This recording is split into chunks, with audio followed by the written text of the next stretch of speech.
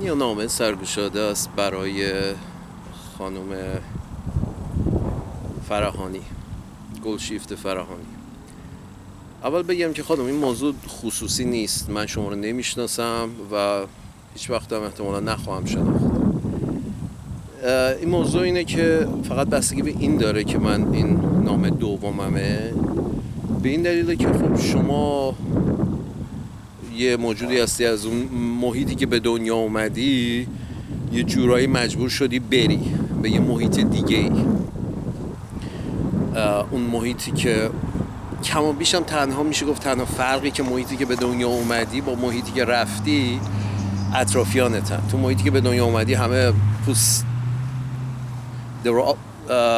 let me go English.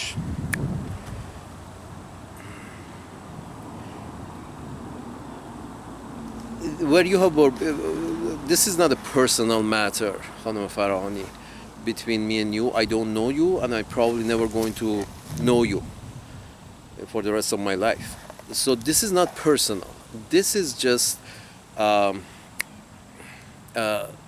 a matter of you were born in a place and now you were kind of forced to move to another place, and more or less the only difference between the place you were born to and the place you were forced to move to, the only difference is that where you were born to, everybody around you were brown, and where you have moved to, everybody around you is pink.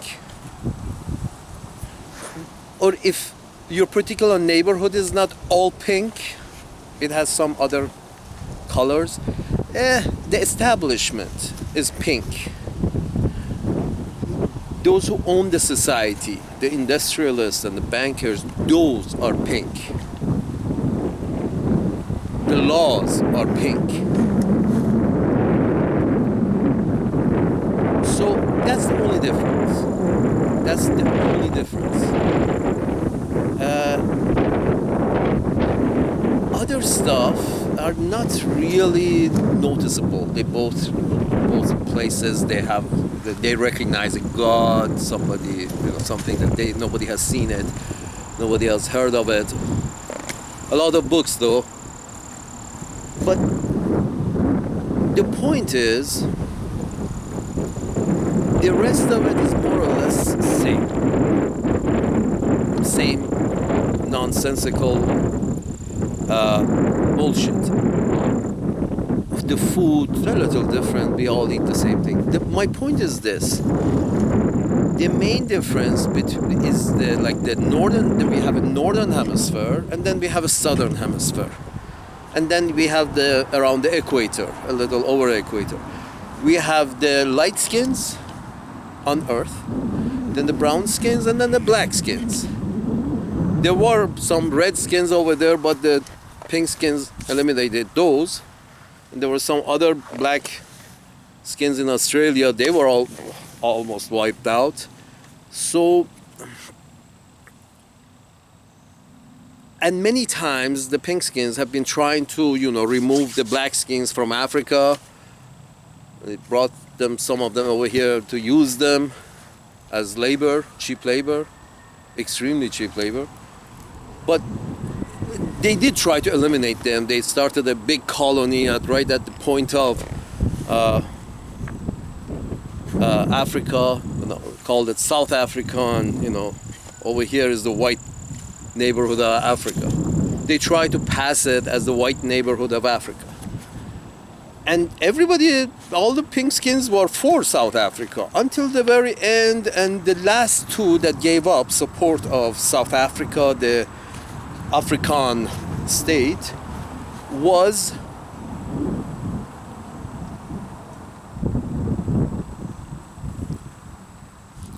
they were all what you would call supported by the pink skins of the northern hemisphere.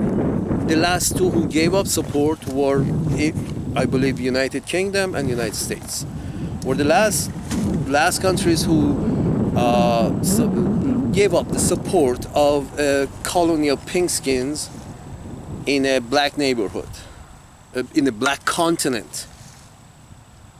And again, full support of another pink skin neighborhood on the corner of West Asia.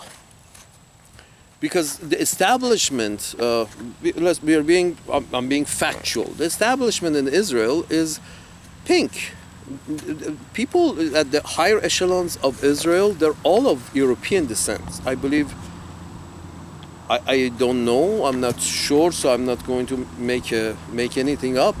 So there are two main tribes of Israel, the Jews, the Ashkenazis and the other folks. But the point is this: the top echelon of Israel is mostly from, northern hemisphere descents. The German Jews and the Polish Jews, northern hemisphere. So, and they did take in a tribe from Kenya, and they said, yeah, they say they're Jews, so they're Jews. But they're kept, and there was on the news that they're kept at the lower echelons of society, the Kenyan Jews. It's just, they need the 10% to, just like, everybody tries to be humanitarian and say, oh, well, we are inclusive. Yes, we have some black color and other colors here too, but the establishment is pink. And they are smarter, yes, I have to give that they are smarter, cognitively smarter. If you want to define that, if you want to get into the details and say, okay, we have to consider an emotional intelligence and a cognitive intelligence and a physical intelligence. If we include the other intelligence, then each race has got its own, top earners, top marks. Some races have more emotional intelligence, and some have more cognitive intelligence, and some have more physical intelligence. Okay, fine. But the point is, the other intelligence, the people who have those other intelligence should not be subjugated always, all the time, by the people who have more a cognitive intelligence, which are the pink skins. And of course the yellow skins are right up there with them. But the yellow skins are not as aggressive as the pink skins. And there is evidence of it, that you see that which of the races have gone and conquered more land and eliminated more people to install themselves in the places. And they're usually pink skin. The pink skins will, like to adventure out, go conquer, eliminate, establish. Oh, thank God for Elon Musk that now, he's pointing them at space and say, okay, you want to go conquer and establish and extract and build, please go upstairs. Go to moon, go to Mars. Thank God for Elon Musk. But the point is this. What I'm trying to say is, if these pink skins can be redirected to, planets that are not inhabited by human beings, then we're good. Then a lot of this bullshit that's taking place on Earth over resources is going to go away, and we're going to have much less wars. And as long as we can, direct the pink skin to go conquer new planets, not old colonies, not to reconquer old colonies, but go up and get your resources. So, and they will eventually, thank God they're in that direction, and they will eventually get there. We will have less war. But here's the point I'm trying to get to. The thing, I don't know you, I will never know you.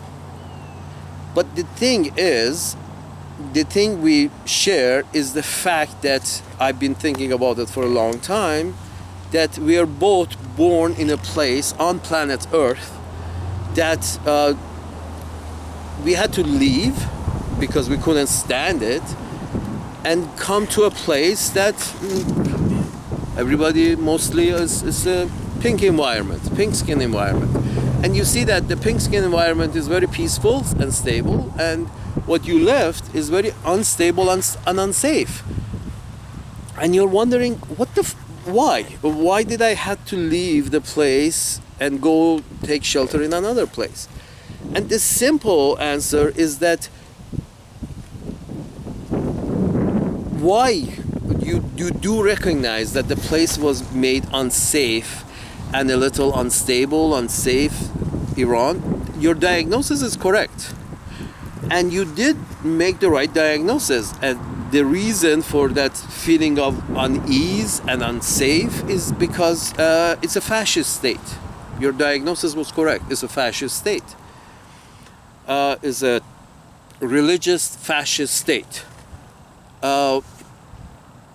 Okay, diagnosis is fine, but why?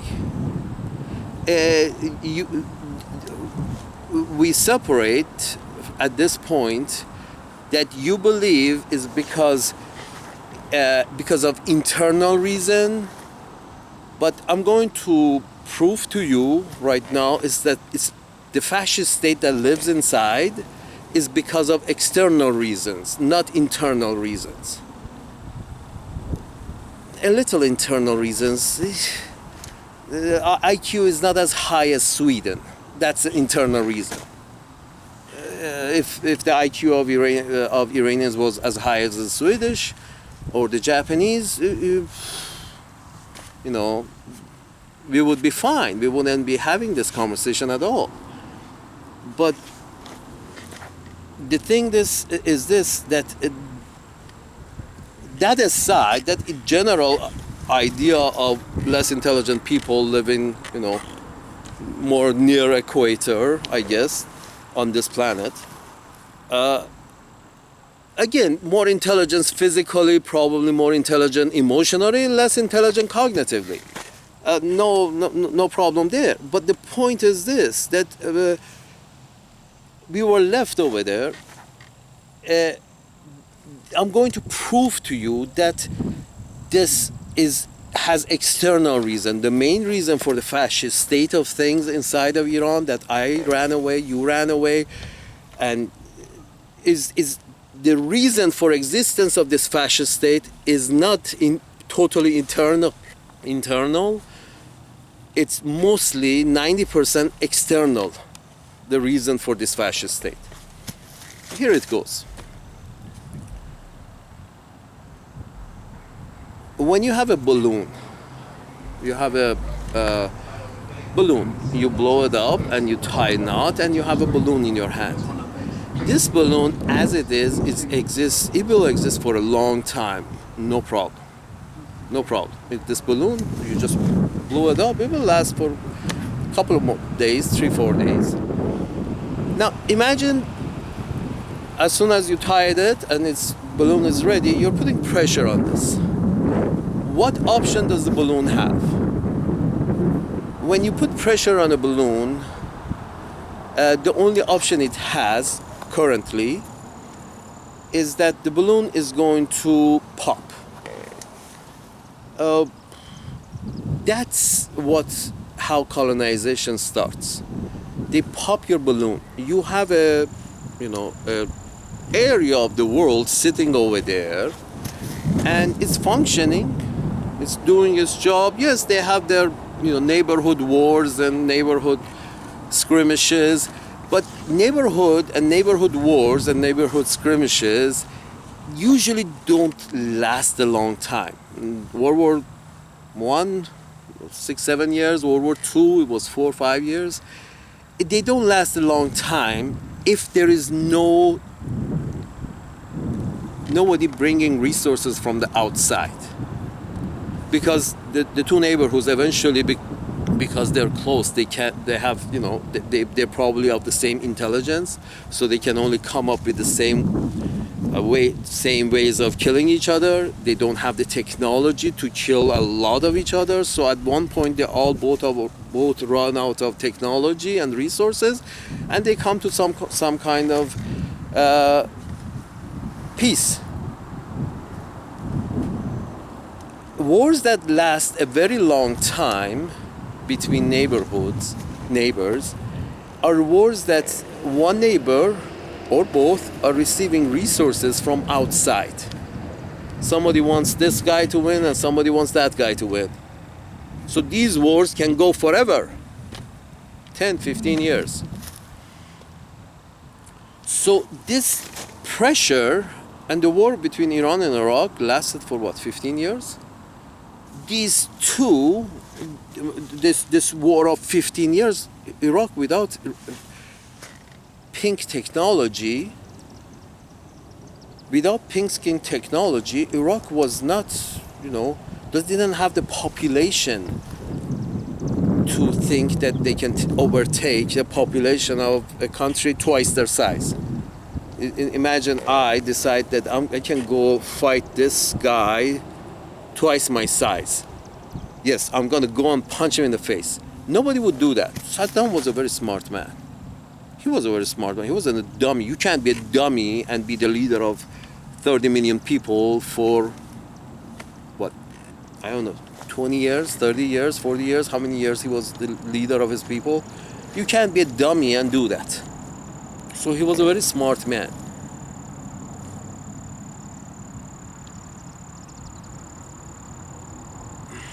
I lost train of my thoughts.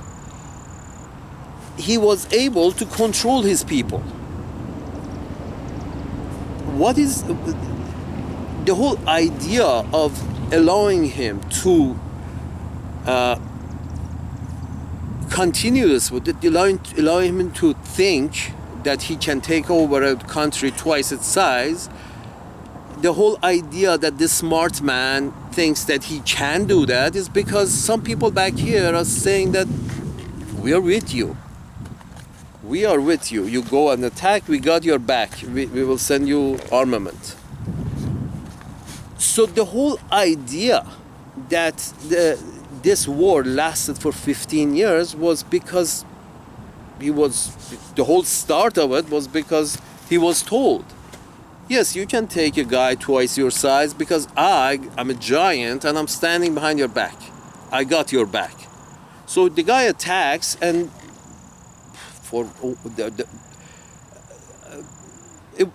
they just couldn't do it. They had half the population. They weren't counting on the Persians, the Iranians being a little smart and intelligent and being able to hold them back, and determined enough to protect that land. I don't know, protect from what? The point is this: protect from your neighbor, and I'm not sure they're already cousins. I'm not sure cousins coming over. Okay, what do you want? You want us from Tehran to send you money, tax to Iraq. We 80 million. You're going to take over our capital, take over our country, and now we the people of we 80 million are going to pay you 30 million people. We 80 million people are going to pay you 30 million people tax just because you took over our capital. I'm not sure what was the point of Saddam's attack to Iran. But I know for sure that he was a smart man, and somebody else was telling him, a giant was standing behind him, which is basically, NATO, the pinkskins, were standing behind him and saying, yeah, you can take him on because we got your back. And they eventually did. Eventually, they forced the Iranians, after the Iranians eventually cut through, it was near the end, the giant stepped in and said, fuck you, pull back. You can't take over. You can't take over them. They try to take over you. Yeah, we're fine with that, but you can't take over them. And the same thing was between Iraq and Kuwait. Every time the pink skin steps in and says, no, you can't do that. But we can fight for 15 years, but the fight should not finish. Okay, the fight should not finish. Then why were you supporting the other side for 15 years? Now, here's the point I'm trying to make. the point I'm trying to, and what I'm saying is all factual. You can find the news clips about the Germans actually said yes, we send them technology, we send them missiles, and yes, we did that. Yes, it was a decision made by our politicians at that time that we should support this guy. We will tell you clearly, the Germans, the British will never tell you. Germans and some of the French have admitted that yes, we have supported them, and that's as far as they go. Then you can't dig any farther, because the guy is going to say, well, there were people in charge at that time, they made decisions and we went with it, and there were compellable reasons. There was enough reasons for us to go and enter into this enterprise of supporting this smaller population to attack the bigger population in that area of the world. They don't tell you why. And nobody's there to explain to you that why Kuwait, a shithole on the side of the Persian Gulf, has to actually be separate from Iraq. Who drew this line, and why this little tribes over here, why do they get independence and not the tribes over there, and not the tribes over there? Everybody should be independent. Everybody likes to be independent. Why? You see, the reason there are so many small Arab shitholes around the Gulf and the Sea of Oman is because these little shitholes, there were a few tribes that the British decided to, yes, you can be independent, yes, you also can be independent. And the British put their weight behind, basically drew the lines on the map and decided who gets what. Well, I can assure you there are a hell of a lot more tribes there. So you can actually break those down to even more little countries. You see what I'm saying? If anybody agreed, all these emirates, the collection of emirates, each one of those emirates is a tribe. Each one of those tribes, you can bet your bottom dollar that they all want independence. Then we should start protecting everyone from everyone. Then Uncle Sam needs to, accept everybody's independence. Every little shithole, every little tribe gets to be independent. Okay, and then we're going to put, Uncle Sam is going to put soldiers on the ground to defend every little shithole from every other little shithole. Sort of like it becomes a joke. I'm sorry. The whole idea that that the Pinkskins have come and drew the lines, and now some populations living between some of these lines are friends, and populations living between some of other lines are not our friends. It's a matter of control. It's a matter of real estate. It's a matter of the people on some part of the planet, the Pinkskins of living in some part of the planet, want to have a gas station here. Now, who do they have to talk to have a gas station here, to have a McDonald's here? They live on the other side of the planet. They want to come here and put a McDonald's up. Who do they have to talk to? Okay, you say you have to talk to Mr. Saddam Hussein. Okay, Mr. Saddam Hussein, we are McDonald's. We want to put a McDonald's here on the corner. When I'm saying McDonald's, I'm talking about the whole thing, the whole corporation complex, the McDonald's and the Procter and Gamble and the Coca-Cola and Raytheon. So they go in and say, who do we have to talk to do business here? And the local brown people, their chief, Saddam Hussein, with the guy with the big penis, comes forward and says, the biggest penis in the land, comes over there and says, okay, this is my price. If you want to do business with my people, this is my price. And people from McDonald's look at that number and say, fuck you, why would I want to pay this much tax to you? You're just a leader in your little shithole, and this shithole's got 30 million people. You guys are very poor. I'm not going to make a lot of money here. This number is too big. Take this paper, bring their price down, Mr. Saddam Hussein, we can do a deal. Exxon, Mobil, Texaco, these oil companies. Again, thank God for Elon Musk. If we can get oil off our back, a lot of, little shitholes will be left alone to die in their own shit. But the point is this. The number was too big.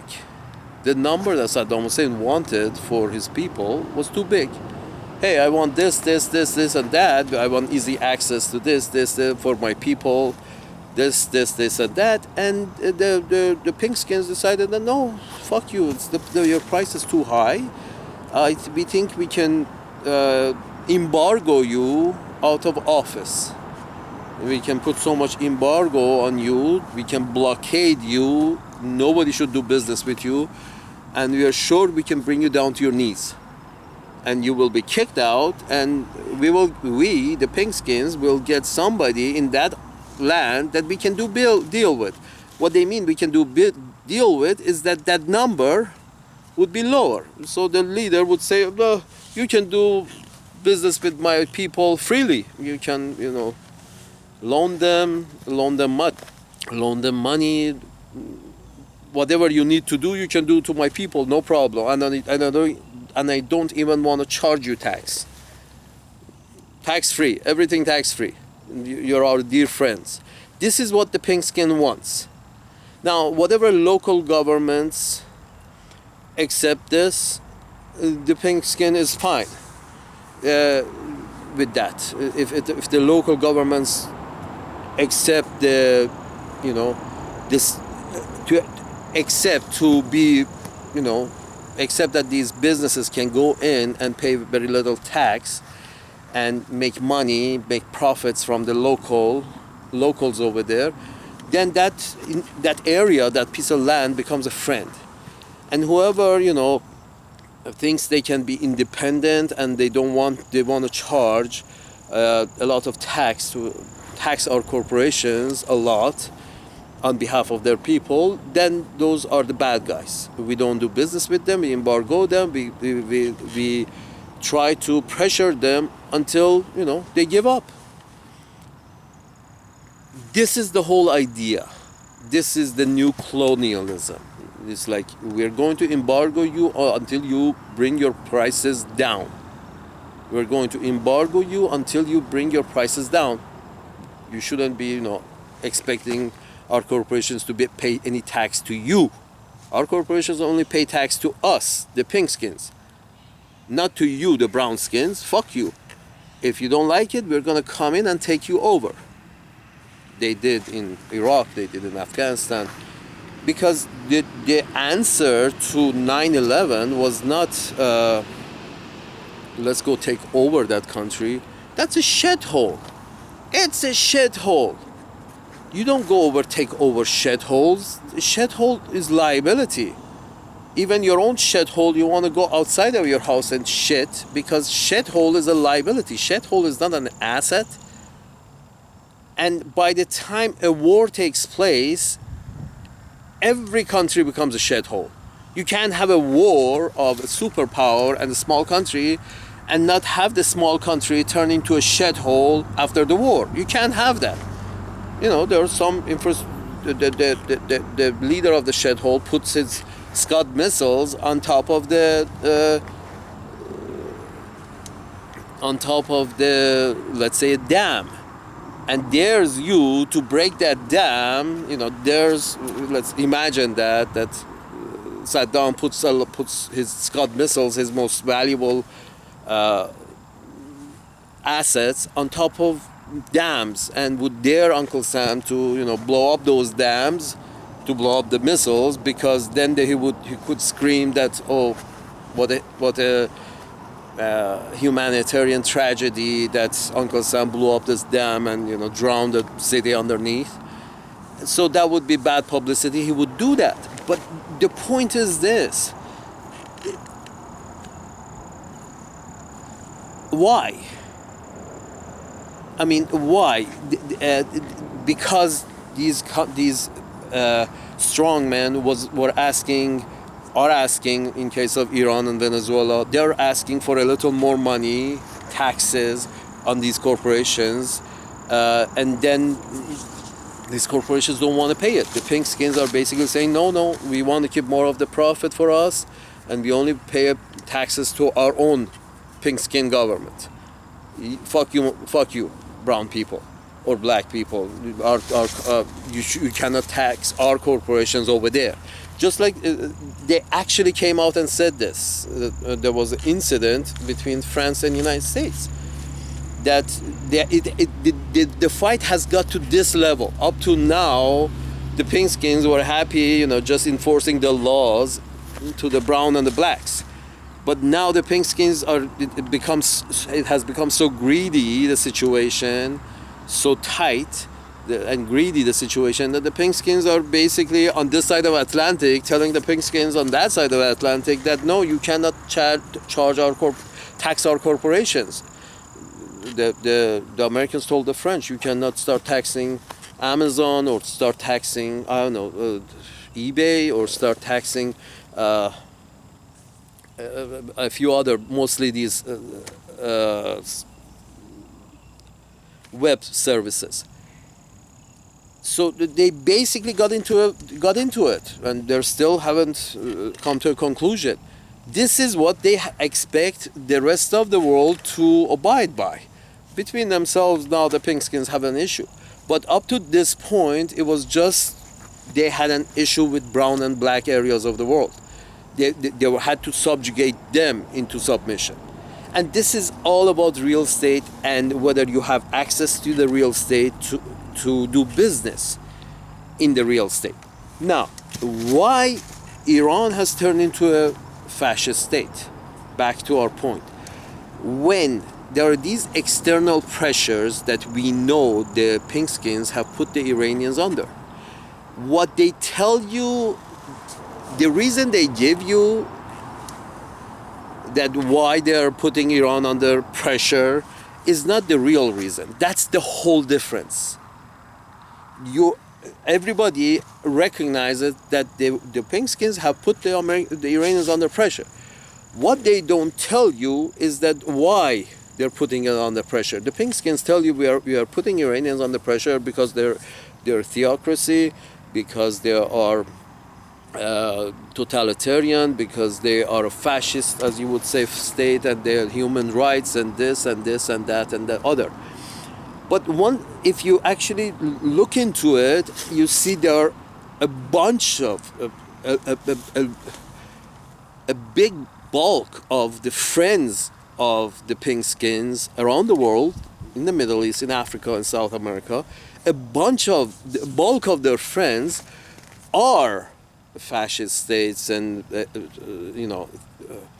autocratic states and not democracies and kingdoms and little sheddoms, and you see that and you're like, I'm sorry, if your criteria is this, that the reason you are unfriendly towards that specific country, if your reasoning is this, well, a lot of one of your friends have the same reasoning.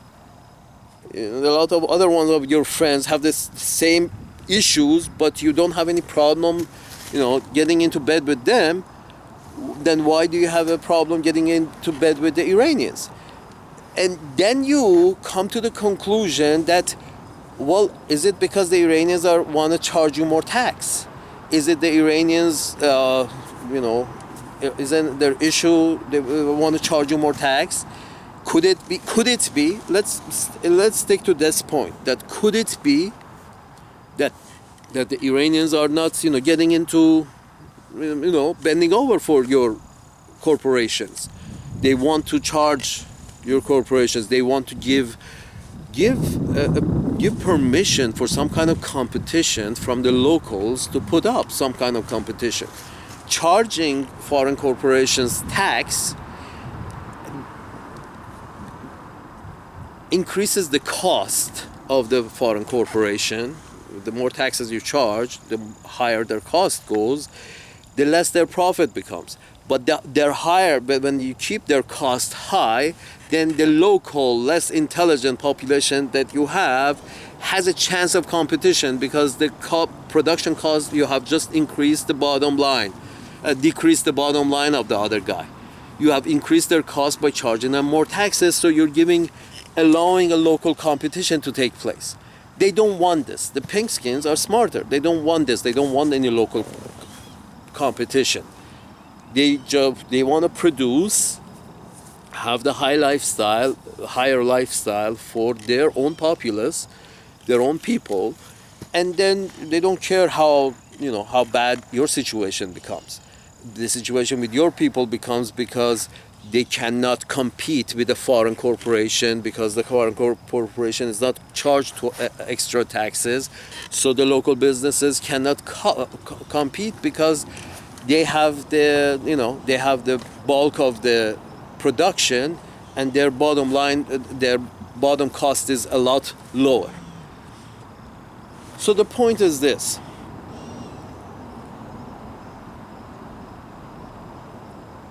the Iranians have become a fascist state because they're under external pressure. The real reason, because they're under external pressure, the real reason this is happening is because the pink skins don't understand why these brown skins think their land is worth so much money. That they wanted, why they think, they should charge our corporations a lot of taxes, or even just the fact that why they do not get to decide whether our corporations want to do business in their land or not. If our corporations want to do business in their land, the local government should not have a say. Should allow everybody to compete at the local level. That's the whole point of it. That the pink skins want, fair access, what they call fair access. That's just a lot of baloney. When they tell you that, the pink skins tell you that all we are asking is fair access to markets, that means no taxes. No. The locals in the brown and the black areas of the world should not try to tax our businesses. Fair access means no taxes and no subsidies for your own local businesses. So no taxes and no subsidies for the local businesses. The thing with production is the higher your production numbers are, the lower your cost goes. So the more bulk you can buy, the more in bulk you can order, the cheaper the cost of it is going to be. So a giant stepping into a small market, the bottom cost of the giant, like McDonald's, it's very low, because they buy in millions of pounds of meat per day. So their bottom line cost goes very low. So a local hamburger shop that has to order in small quantities has to pay a lot more for a lot less. So they easily go out of business. On top of that, add to that the McDonald's is mechanized, much more mechanized. If you whatever you can mechanize more is going to be cheaper. This guy has to make every one of his hamburger patties by hand. That guy, in the time that takes this guy make one hamburger patty, McDonald's has pumped out 10. So that just brings down the cost. Automation and financing. McDonald's has got his own bank. McDonald's is his own bank. So the cost of borrowing money from itself is zero. Well, now Uncle Sam has taken the cost of borrowing for everybody zero. Everybody's zero. Everybody's McDonald's. Anyway, the point is this.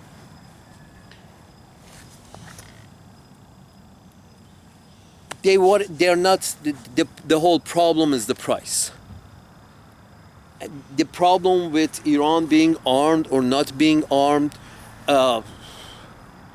is a question of whether you want, give them a fighting chance or not a fighting chance.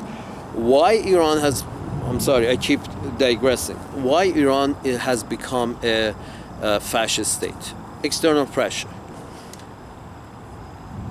When a balloon, you apply external pressure to a balloon.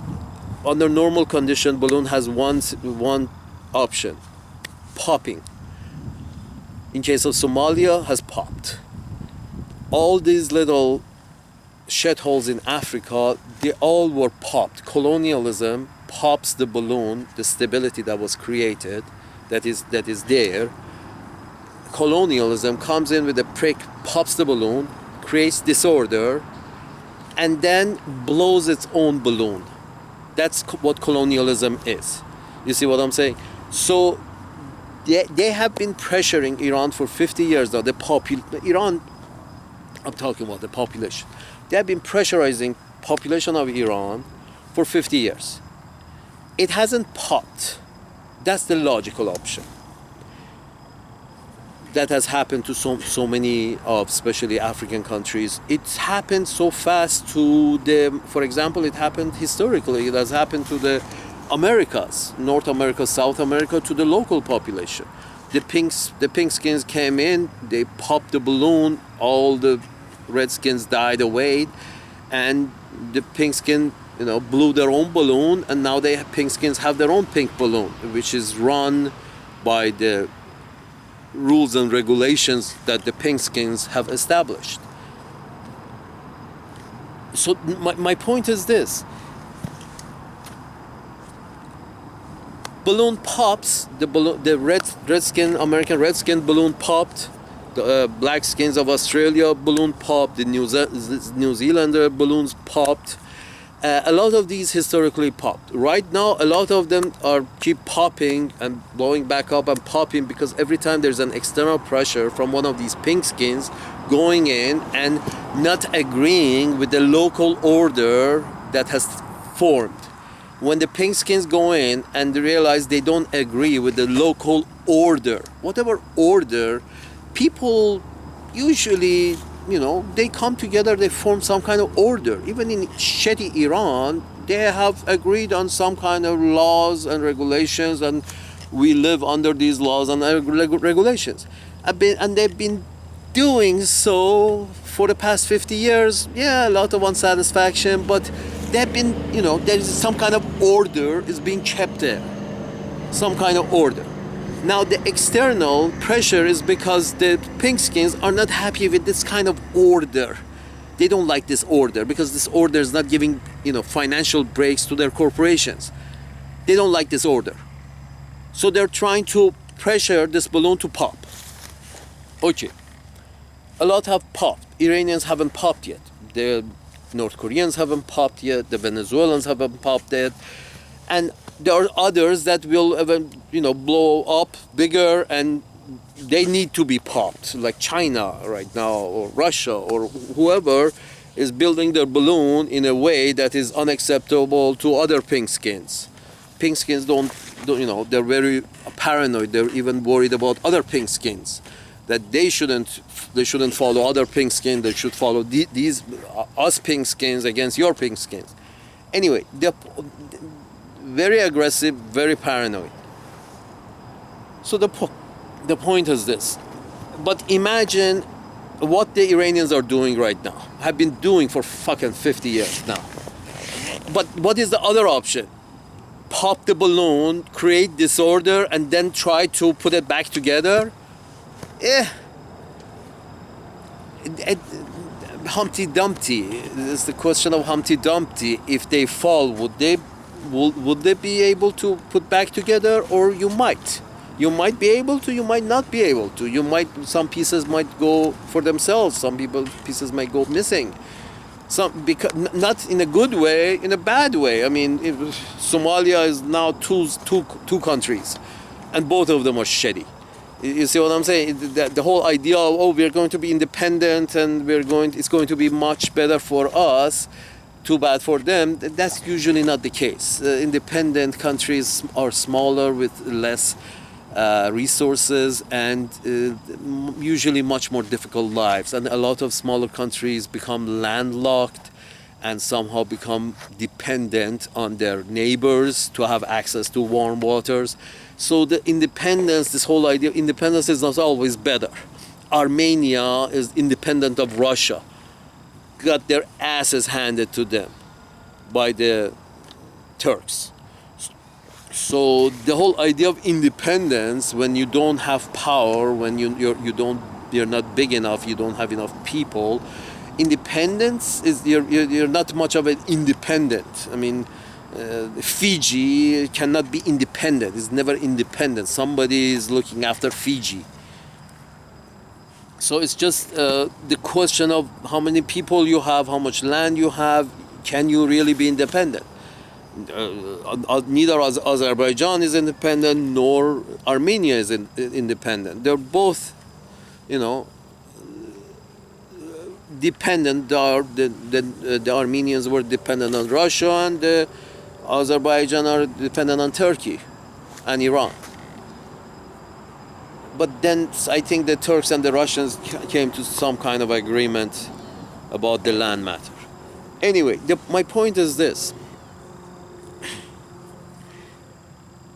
What the Iranians have been doing for the past 50 years is that, imagine there is a second option for the balloon when you put it under pressure.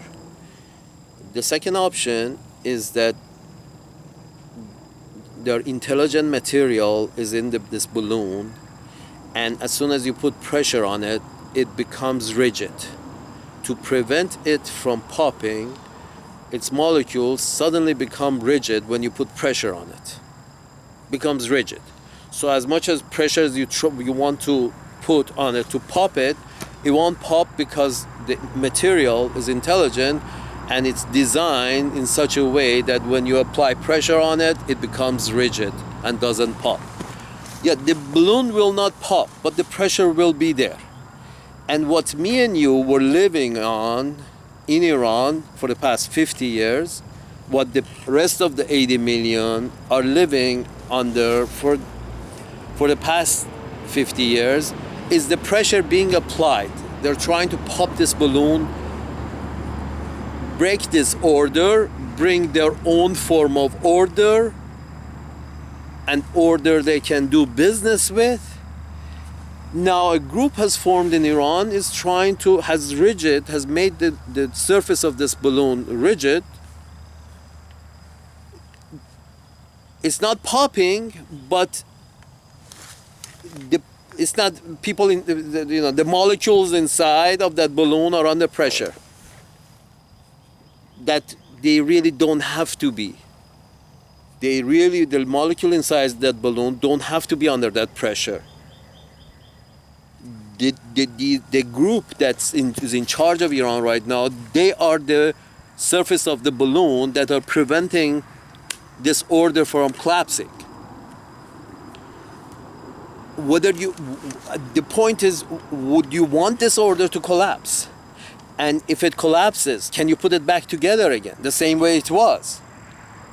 And on top of that, add the fact that collapse has a lot of casualties. Collapse has a lot of casualties. A lot. I mean, this whole idea of a big country such as Iran collapsing, and then a lot of people who are right now living their normal life will be, encouraged to live free, or take care of that small problem they had with their neighbor. And you have chaos, what happened in Iraq. The Americans, you see, if Iraqis were okay with each other, they were under pressure. And they were under sanctions for a long time. And they were under pressure for a long time. The pressure was lifted after, a shock and awe event. The pressure was lifted, and suddenly these guys are, and somebody says something about, oh, they're taking over us and they're going to kill us and we're going to kill them first so they wouldn't get to kill us, and suddenly you have chaos because of this paranoia that is created when order is removed. When there is order, when there is a police you can call if something bad happens, a lot of pressure is off you.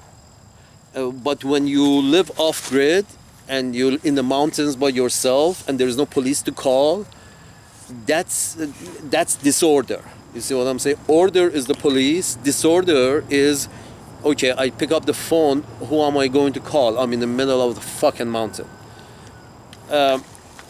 And that should be prevented. Disorder that you cannot call the police, that should be prevented at all costs. What happened in Iraq was simple. The central control was eliminated. Nobody was paying the police, so there was no police. The guy who was the police in the society put his hat down and said, okay, somebody's got to pay the bills. This hat is not paying my bills now. I'm going to drive a taxi. Or I'm going to, kill my neighbor and have his wife for lunch. But the point is this, that these people, when you remove the order, then it's chaos. And if you can put it back together or not put back together. So there is an easier way. If the Pinkskins decide that, okay, whatever price that the Iranians want, or at least the Chinese have put a number on the table. The Pinkskins see that number and say, okay, are we willing to work around that number so we can also sit around the table and do business and play the game, and hopefully they come to some kind of conclusion. Because the other option is more pressure from the outside, and here's the kicker of the whole letter. The rigidness that this smart material, this balloon, this rigidness that it has to form to prevent it from popping and creating chaos, that rigidness sounds familiar. That's the rigidness of fascism. That's the rigidness of fascism that is preventing this order from breaking down and chaos taking over.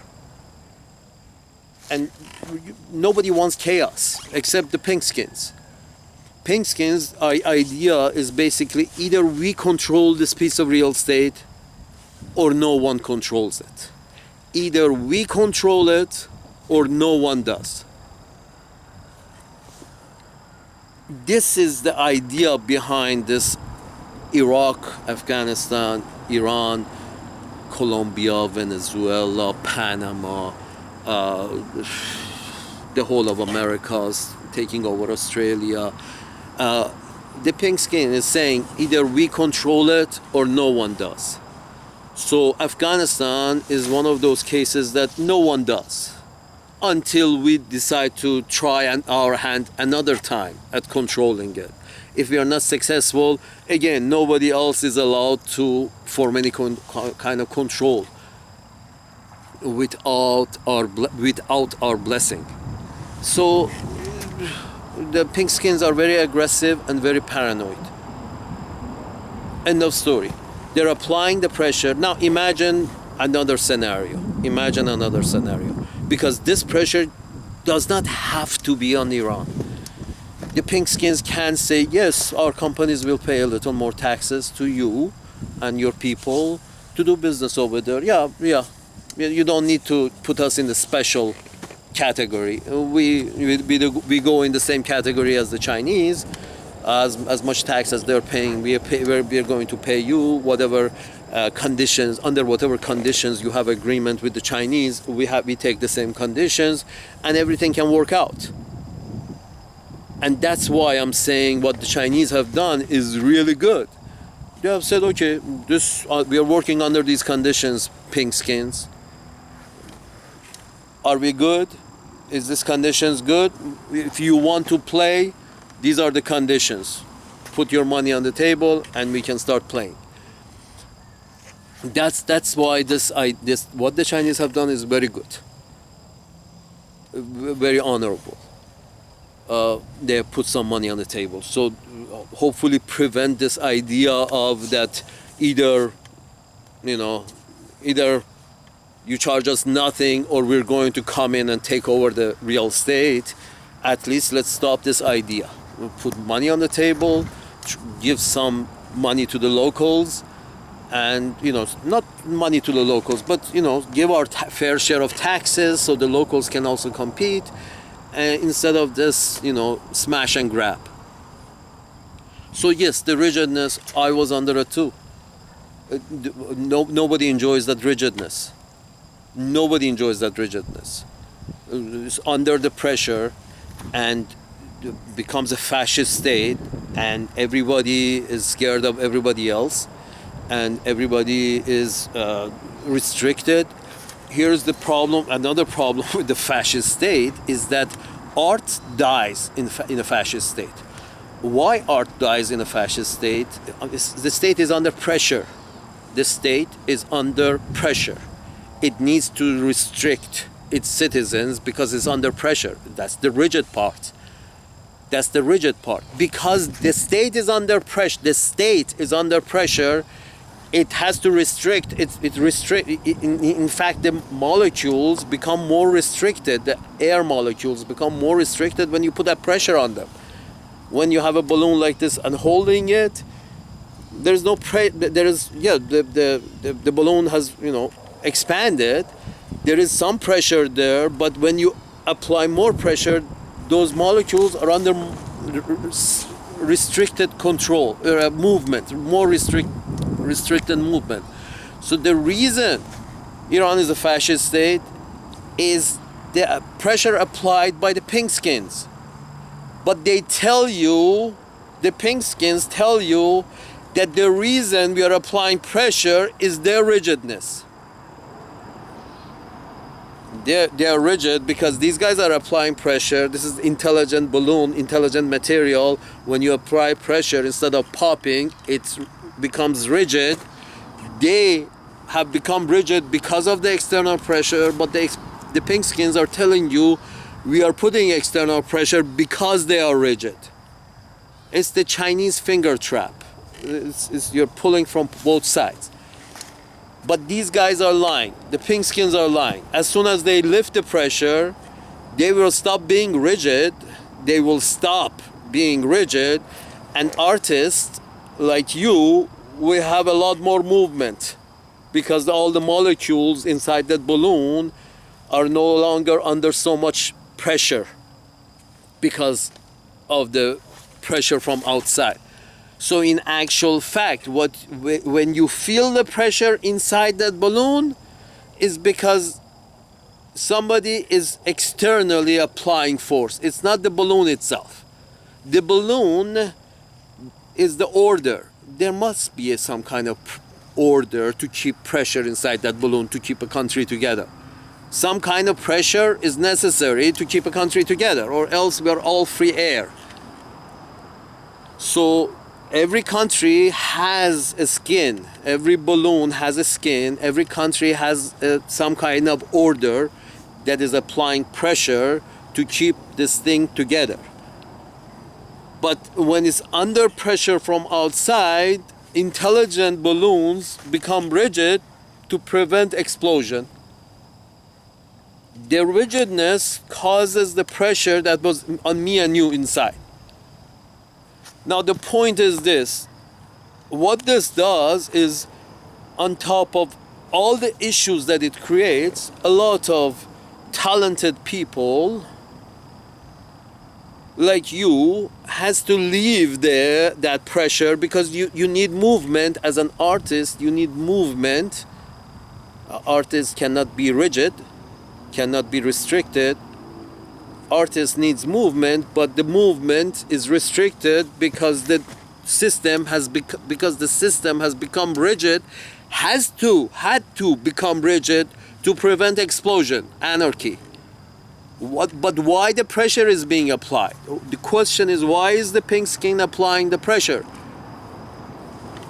They know it. The pink skins know that at the moment they reduce, the moment they don't apply the pressure, then the system in Iran loses its rigidity, and the citizens of Iran can live a little better with more flexibility. So the talented people, the doctors and the engineers and the artists, these talented people maybe want to go back. But you see Somalia, after they apply the pressure, a lot of talented people, whoever can leave that area, will leave that area, because nobody likes to live under pressure. Nobody likes to live under pressure. But Somalia, but if that balloon pops, a lot more leave. You see what I'm saying? A lot more talented people leave. Somalia doesn't have many doctors, because all the Somali doctors left and never came back. You see what I mean? It's difficult to find Somali engineers in Somalia. You will find Somali engineers cleaning toilets in France or Norway, but you will not see any Somali engineers in Somalia. So the balloon under pressure, problem. The balloon popping, problem. And all of this happens because the pink skin is involved. Is either popping the balloon or putting the balloon under pressure until it pops. All of it because the pink skin corporations don't want to pay their fair share of taxes, don't want to pay extra taxes. You know, they want to see if they can get, how much they can get away with making profit in those areas of the world that are not pink.